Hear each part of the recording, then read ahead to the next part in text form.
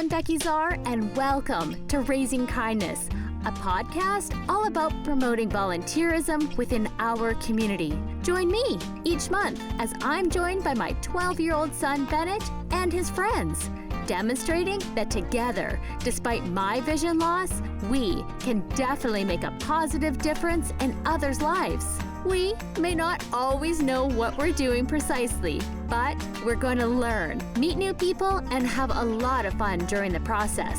So grab a friend and join us on our volunteering adventure that we call Raising Kindness. Welcome back to another episode of Raising Kindness. Today, I want to talk about a topic that seems to be becoming more prevalent: food insecurity. This is absolutely not a new phenomenon. However, due to factors like global considerations, increased cost of living, and restricted financial constraints, food insecurity is definitely something that exists in our communities. And I'm absolutely not an expert when it comes to this topic, either professionally or personally. But I do know that it is something that we all need to be aware of. I don't want to be coming across as somebody who's privileged, because I'm most definitely not. But as an individual or a parent, I can't imagine how defeating it must feel to not have proper access to such basic yet essential things in life as food. I recognize that most definitely we are not always in control of our life situation. And I understand that the example that I'm about to provide is not directly the same. However, I do believe that there are similarities that can most definitely be made. Because literally from one day to the next, my life completely changed when I lost my eyesight. On August 22nd, 2013, and all the days leading up to it, I could see. I could function completely fine. I was employed full-time, I could drive, and I could complete most of my desired activities completely independently on my own. But flip the date on the calendar 24 hours ahead, and suddenly, on August the 23rd, 2013, I could no longer see. I no longer could do my job. I most definitely couldn't drive, and I absolutely couldn't complete the tasks that I wanted to complete independently on my own anymore. Sometimes life happens, and it leaves us in an abrupt situation that we're most definitely not prepared for. And so I could very easily understand that somebody who was food secure one day could suddenly experience an unpredicted life event, leaving them suddenly food insecure the next. Everybody has their story and their bumpy road along their life. I just think that we need to be aware and willing to lend a helping hand on our good days so that somebody's there willing to do the same for us when we experience our bump in the road. I was extremely lucky to have an amazing family that stepped in and helped out, because my life felt like it was completely spiraling out of control. In one way, though, because of my family and their supports, the general foundation of our life really wasn't impacted by this massive change. But I acknowledge and respect that not everybody is as lucky as I have been. So I'm totally happy to pitch in and help out however I can. So, on today's episode of Raising Kindness, we had an opportunity to spend some time volunteering and making a little donation to the Regina Cathedral Community Fridge. Regina actually has 3 community fridges dispersed at different locations throughout our city, and it is a fantastic resource that's available. The really great thing that I found out about the community fridge is that they're open and available 24 hours a day, 7 days a week, with no questions asked. So people can go anytime to get food and supplies that they need. Or on the flip side, people can stop by and make a donation at any time that works for them, because the fridge and pantry are never closed. Today, I'm excited to introduce Briana, the original organizer for the Cathedral Community Fridge. Welcome to the show. Hi, thank you so much for having me. I'm really happy to be here. First off, I'm wondering if you can maybe tell us a little bit about yourself. Yeah, sure, absolutely. So my name is Briana. I am a Red Seal chef of over 10 years or so. I've always been involved in the food security world just because I think it's important to use my powers for good. Besides that, I really enjoy, being in touch with nature and being in touch with my community and all these other things. And so for me, starting community fridges was something that was really in alignment with the lifestyle that I was already living, building those communities and filling in those needs where they exist and playing to my own strengths so that I can have my needs met as well. So yeah, that's kind of the extent of me. That's a little bit of a brush. I know I'll talk more about that later, so I'll keep this one brief. Awesome. I'm just wondering if you could tell us a little bit about how the community fridge began and a little bit about its history. Absolutely. Yeah, I would be happy to tell you. So a few years ago, when I was still in the culinary industry, I was, working as a Red Seal chef, 7 days a week, all the crazy hours that you normally see in the trades. And I just, I wasn't really making ends meet. I was still starving. I was still fighting for the roof above my head. My basic human needs weren't being met. And I knew that there was something wrong. But not only did I know there was something wrong, I knew that there was something that I can do also. I didn't necessarily let it depress me, but rather I looked for the answers so that I could learn how to sustain not only myself, but build structures to be able to help other people support themselves as well. So my partner and I started looking to our community to build, structures within it so that we can try and learn how to survive together and liberate ourselves together and empower ourselves together. So what we started doing was we went walking along the neighborhood and posting on Facebook groups for the neighborhood and asking, hey, who needs food? Who needs things? Who has food? Who has things? Who has extra, cans of something at the end of the month? Who has an extra, couple dollars to share at the end of the month? How can we, help each other build and grow? And we found a huge outpouring for support from our local community, which we took with open arms and redistributed as it was needed. So what we did is we had a spare bedroom that we kept all of these supplies in. Some of them were medical supplies, some of them were food, some of them were baby supplies. And we just kind of stocked up on these things. And then once a month, we would do a call out on a local Facebook group saying, okay, who needs what? We have enough for, say, 5 families to distribute, in a good way so that everybody gets a pretty good chunk. And so what we would do is we would have people, send us messages and say, hey, I've got 3 kids, or we're a seniors couple, or I'm a single dad, or something like that. And then we would build hampers in accordance to the needs of those individuals from what we had accumulated from the community. And then we would go and drive and redistribute that to the community as they needed. So we were kind of acting as that medium, I suppose, that took what people needed and brought it to them because we could. And so that's kind of how that started. And then I kind of started to do some more research online about other types of food security activism and liberation movements. And I found that the community fridge movement was huge. It was sweeping across America at this time. Though it is international, I was able to see a lot of really interesting examples in America that were not only food hubs at this time. They were actually starting to build and grow to become community networks where people could help each other. So the fridges were made by the local community because there were people with the skills to do so. They were managed and looked after by the community because they had the skills and the knowledge and the passion to do so. And I figured that sounds pretty cool. And I think that could work in Regina. We have a really close-knit community. Let's make that happen. So I ended up coming across the Dudney Fridge Instagram page, I think when it had 2 followers or something, way before it was even a structure itself. And I was like, oh my God, I've been looking to do this, and I have been kind of doing this in a weird way for a long time, but here's an actual tangible structure that I can build on and put my work towards and also get what I need out of it. So I helped them start that fridge and kind of organize it and figure out the ins and outs of how to, troubleshoot working with human beings, because we're all very complex. We all have very complex needs. We all have different backgrounds that we have to consider. So it was definitely a learning curve as to how to operate within a community in an efficient and respectful way while bringing integrity and autonomy to a community and democracy, number one. And then after that kind of went off the ground, I figured, you know what? I don't belong in this community. This isn't my community. These resources should not be for me because I don't want to be taking from people here that need it. So why don't we start one where I live so that I can build towards my own community and benefit from that and give to that. And so then I decided to start one in the Cathedral neighborhood where I live. And so first off, I started canvassing I went within a 5-kilometer radius of the entire neighborhood, just asking everybody their consent, business owners, people that live there, people that were living on the streets there because houselessness is a real factor everywhere you go.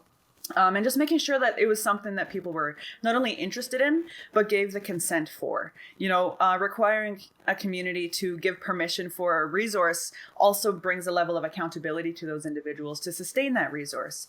And then once we found out that that was something that the community wanted, we just moved forward with it. That's so amazing. I can sit here and listen to you talk all day because I just love hearing the enthusiasm and passion in your voice. But my first lead up question is, who are your primary donors to stock the fridge and the pantry?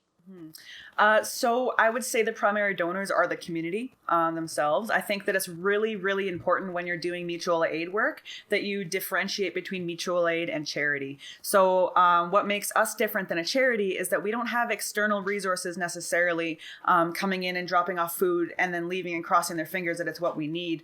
We actually have people from the neighborhood, people that live nearby, people that shop nearby, people that use the fridge, give when they can. So yeah, it's mostly, I would say, from the community for the community.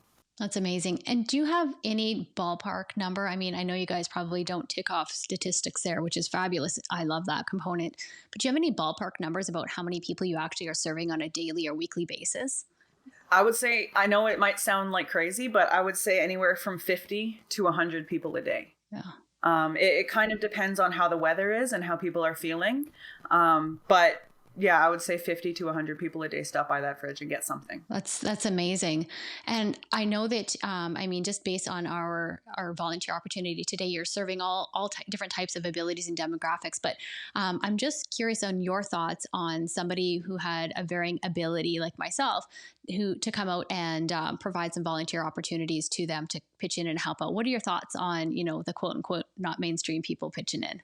Gosh, I think that community fridges as a movement, because they are based out of mutual aid principles, the entire principle of community fridges and the entire inspiring factor, I suppose, behind community fridges and mutual aid organizing is not so much the type of person, but rather the fact that we are doing this collectively. It is, everybody deserves food, whether you have a vehicle, whether you have a house, whether you live in the grass behind the fridge. Like, it's about normalizing the idea that everybody deserves free access to basic human needs, regardless of where you come from, who you are, what your abilities are. I do really, really appreciate when people with diverse needs and diverse capabilities and capacities volunteer, because I think that a diversity of human beings involved in this is what's going to help us collectively become, liberated together, because we're going to be able to learn from each other and we're going to be able to recognize each other, on a soul basis, on a heart and soul basis through food and sustaining each other. I think that the act of giving food is the act of giving life. So if we can help to give life to people with different abilities and capacities of surviving, I think that that's our greatest strength. Absolutely. Especially when it comes without judgment, because at spaces like community fridges and throughout any mutual aid organization, this is a safe place for literally everybody. And if it's not, then we're doing something wrong. So it's also about making a safe place for everybody. Absolutely. People are just people, right? At the end of the day. That's definitely something that I've learned over the last 9 years of my adapted journey that I've been going on with my vision loss. So I just wanted to get your thoughts on if somebody wanted to get involved, whether it be to make a donation, to volunteer, or to access the fridge themselves, where would you best point them to access its information?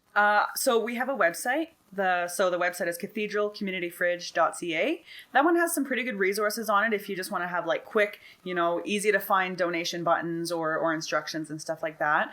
We also post on our Instagram page, which is the Regina Community Fridge Cathedral. We post on there as much as possible to help people understand that there are diversity, I guess, of ways that people could be helping and donating.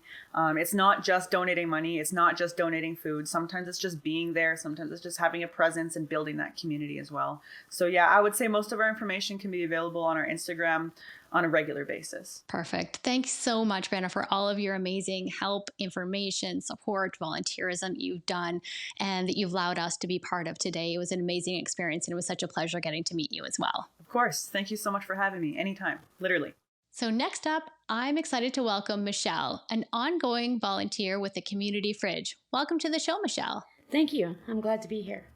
First off, I'm wondering if you can start off by telling us just a little bit about yourself. Oh, my chance of meeting up with Bree in the community fridge was I was diagnosed with osteoarthritis, and during COVID, I lost my job. So a family member actually mentioned to me about the community fridge, and I took the chance to go down and see what it was about. So I was using it for a little while and realized how functional it was and how much the community needed it and everything that Bree was doing for the community. So I wanted to spend my time volunteering as well. Awesome. So you kind of just answered the next two questions is how long have you been involved with the community fridge, but have you been involved in any other similar organization in the past? Not actually, but I did raise my son to be involved in community organizations. So we both had a little part to do with organizing things like this as well. I was just mentioning to Bree earlier, my son deals through his church and does a community pantry brown bag lunch.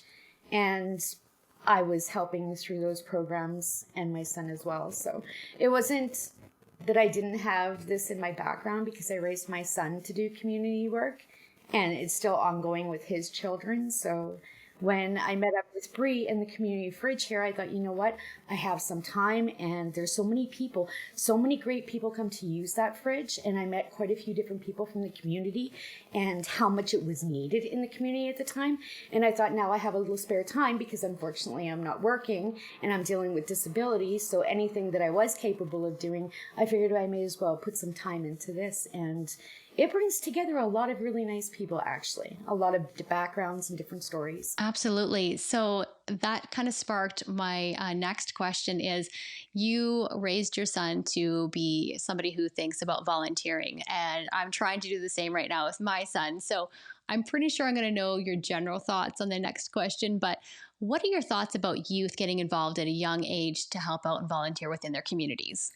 I actually had an opportunity to be at the fridge at the pantry one day, and a young man, maybe roughly about the age of 11, came by, and he actually helped us unpack the truck, load the groceries into it, clean up afterwards, tear down boxes, and actually grabbed a few things for his mom while he was there. So to tell you the truth, it's actually really teaching our next generation coming up to be self-dependent and actually help with the community to make themselves stronger and even more independent. So it's really showing that there's also the opportunity where people feel a little shy or ashamed of having to reach out for help, and it being the community fridge is like, how would you put that? It doesn't judge. So anybody can stop by at any point in time during the day to put resources in or take resources out. So people getting the word out and letting people know that they can take action themselves to be able to help themselves. They don't feel like they're dependent on somebody else. They feel more independent and capable of being able to provide those resources for themselves by getting out and participating in the community fridge. Absolutely. So if somebody was watching our show and they are now kind of pondering the idea of getting involved with the community of fridge within their community, whether it be here in Regina or elsewhere, what would be a piece of advice that you would lend to them? Don't hesitate. I mean, we all find something in our cupboard at the end of the day that we're saying, you know what? I missed the opportunity to use this, and it's probably going to be sitting in my pantry for a while. I may as well go and put it in the pantry, and while we're there, maybe there might be something that I need. So day to day, we always have something different going on with ourselves. We might come across something that we can donate, or we might need something not only for ourselves, but you could stop by and pay it forwards, grab something for a neighbor that can't get out and do for themselves. So it really helps build community networking, which is great. So the day comes that you're in need of something, you already have this powerful support system around you all the time. We're not just dependent on family or close-knit friends from growing up. We now opened our doors to so many different resources and a community of people that are coming together and networking like a family. So it really helps when you open up that door. For sure. Well, thank you so much for all the volunteering you do to help out our community. And thanks for being part of the podcast. It was such a pleasure having you on. Oh, you're welcome. And thanks for the opportunity. Well, here we go. Time to hear from the kids. At today's volunteer experience, Bennett and I were once again joined by his friend, Zaron. The kids have been prepping in their own little way for this volunteer experience, and I'm sure they're going to tell you all about it. Welcome to the show, Zaron and Bennett. Thank you. Thank you. So first off, I'm wondering if each of you can talk about the special donation each of you were able to bring to the fridge today. Zaron, do you want to go first? I brought eggs from my farm. They're farm fresh eggs. I was going to originally go and catch some fish, but I couldn't because they wouldn't accept that. And so I went and decided with baby food. When Zaron brought his eggs, it was an immediate hit. Everybody liked that. And I heard one person say, I haven't had eggs in a while. And lots of people took the eggs.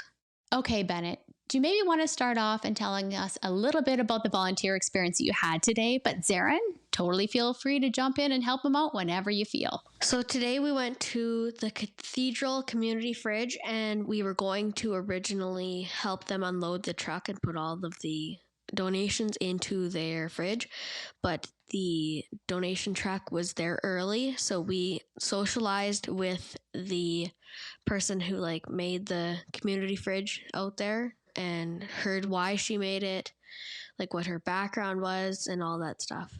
What was it like for you guys volunteering at the fridge today? I mean, have you guys ever considered, food not readily being available for everyone? Yeah, I've thought of it a couple times, but nothing it hasn't really struck me. But after seeing today how there was lots of people, and they weren't scary at all, they were just normal people who weren't as fortunate as you and me or us, but they were still people. Yeah, you would think because of stereotypes they would be mean, rude, but they're still people. I'm wondering, was there something you guys learned today or that specifically stuck out for you? I learned that not everyone has food on the table with immediate access to food. So they have to walk to the community fridge and get some food. I learned that there was a community fridge. I didn't really know what it was. And after hearing that there was multiple locations, I would definitely consider going and donating stuff back there again. Well, I just wanted to say thanks to both of you for joining Lulu and I at the Cathedral Community Fridge today. I really think it was a great experience for everyone. Now, before you jump up and totally ditch me, can you share your kindness challenge that you put together for today's episode? Once again, the kindness challenge, it's designed by the kids to help get you, our viewers, involved.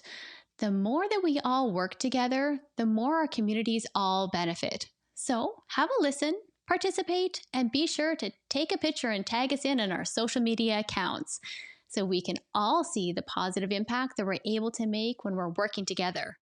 Okay, guys, tell us all about today's kindness challenge. Today for our kindness challenge for you guys is we chose to go to your a grocery store, and they have usually a bin and it has food and it goes to the food bank. And so our challenge is to go to a store or even go to a community fridge or a food bank and drop just some food off and take a picture with you at the place and put it on our social media pages. Good job, guys. Once again, that is such a great idea. I'm really excited to see the impact that your challenge is able to make when everybody gets involved. So, my final thoughts on today's volunteer experience circles around how little contributions by everybody can totally add up to make a big difference. When I was talking about this episode to the kids, they totally wanted to get involved. I mean, Bennett absolutely loves fishing, and he was super happy to go out on the lake in hopes of trying to catch some fish and help somebody out. Unfortunately, this wasn't a donation that they were ready to receive, but I think it was such a valuable lesson that he was able to learn. Now, at this volunteer experience with somebody who is visually impaired, I would say about 90% of it was totally doable. It got to be a little bit challenging when it came down to actually putting fresh stuff into the fridge and potentially cleaning the fridge out itself. Because for my fridge at home, it's all organized in a particular way. Anytime something goes out of the fridge, it has to go back in the exact same spot. Otherwise, it becomes a complete nightmare, and I end up having to frisk up the entire fridge contents to try to actually find what I'm looking for. So, for today's volunteer experience, I could easily arrange the visit, gather the food, and coordinate the ride. But I would recommend if somebody is living with vision loss, and this is something that they particularly want to do, I would just suggest that they bring a partner with, just to help out with getting that last 10% done. And I always think it's more fun to connect with a friend and do the activity together anyways. So I really don't think this would be a negative experience or something that I wouldn't recommend altogether. I just think that, as usual, we just have to be a little bit creative because it's totally doable. And that brings us to the end of this episode of Raising Kindness. Be sure to complete the Kids Kindness Challenge and check us out on social media. Thanks for watching and take care. And that's a wrap on this episode of Raising Kindness with me, Becki Zerr. Thanks so much to all of my guests and to you for tuning in. Be sure to check us out on social media. You'll find us on Facebook and Instagram at raising.kindness.podcast. And don't forget, you're going to want to like and subscribe to the podcast on YouTube and your favorite podcast platform. See you again soon.